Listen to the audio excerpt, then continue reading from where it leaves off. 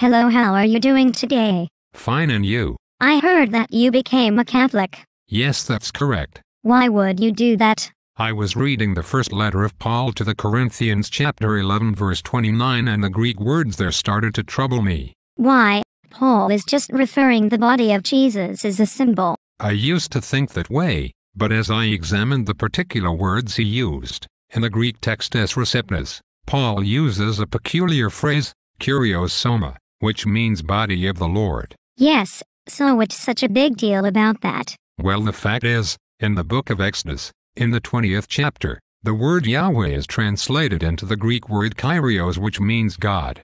How could Paul be referring to a piece of bread using that particular word? Paul was just using symbolic language to describe an event that was to represent Jesus' body and blood. But God specifically forbade using his name in vain. So a Jew would want to be extremely careful about using the word reserved for God and use it to refer only to a piece of bread. I could no longer defend the teaching of the bread and body being only symbolic based on the fact of the way the word kurios is being used. That's the problem with Catholics. They take a word from the scriptures and make a huge issue out of it. Well, again, Jesus, when addressing the devil, refers to words in Matthew 4. For Jesus says man does not live by bread alone but by every word that proceeds out of the mouth of God. That's just your interpretation. Actually, Jesus also, in John 6, says that his words are spirit and life. That means the very impact of Jesus' own words is infinite. If you see how powerful God's words are, all you need to do is see the creation account in Genesis and see how one word such as light begins the creation of the entire universe. To reduce the importance of God's words is a problem for someone who isn't paying close enough attention to the words Paul is using to refer to the body of Jesus in 1 Corinthians 11:29. Yay, is that all? Jesus actually is using very offensive words to describe eating his flesh and drinking his blood. As a result, Jesus' disciples left him. If Jesus were in fact speaking symbolically, Jesus could have just as easily explained this to those who were ready to leave.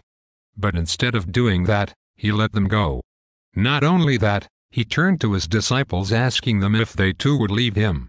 This goes to prove just how offensive Jesus was prepared to impress how he meant what he said when he commanded his disciples to eat his flesh and drink his blood. But Jesus himself says that flesh profiteth nothing. That's very true. It's not Jesus' flesh that has power as much as the words that have the power to change the bread into Jesus' body and blood.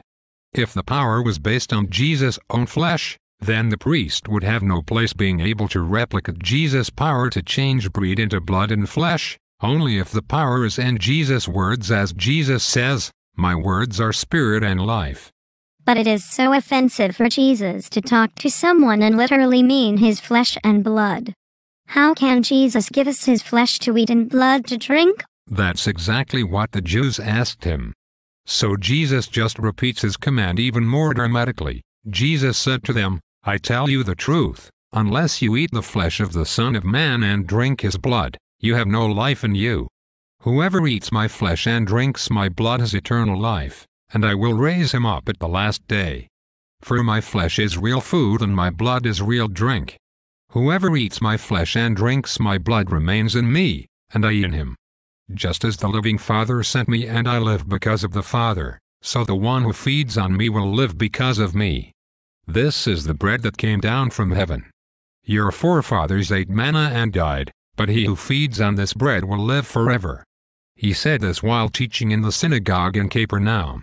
But that is not what Jesus meant. In order to understand what Jesus says, you need first to understand what he meant. Actually, Jesus said in many places to hear his voice.